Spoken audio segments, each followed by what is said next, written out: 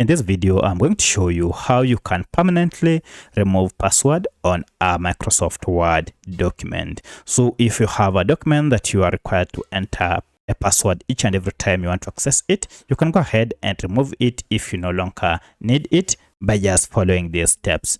If you found this video helpful, please like and subscribe to this channel.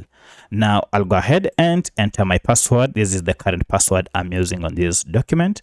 And once I'm in now, I can now proceed and remove this password completely on this Microsoft Word document.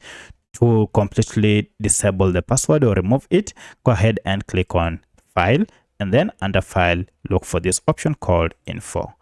Under Info, you can see protection is enabled. We are told a password is required to open this document. So go ahead and click on this Protect document, and then choose the second option, which is Encrypt with Password.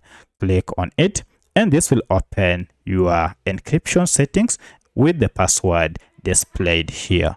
So this is the current password you just entered or that you are using on this document. To remove it, go ahead and just delete it using backspace, and then click on OK, and immediately you can see the protection has been removed. Now if I go back and close it, I'll save it, that is saving the changes.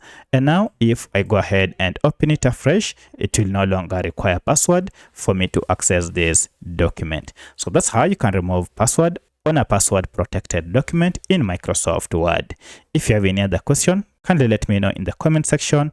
Otherwise, thanks for watching, and let's meet in the next video.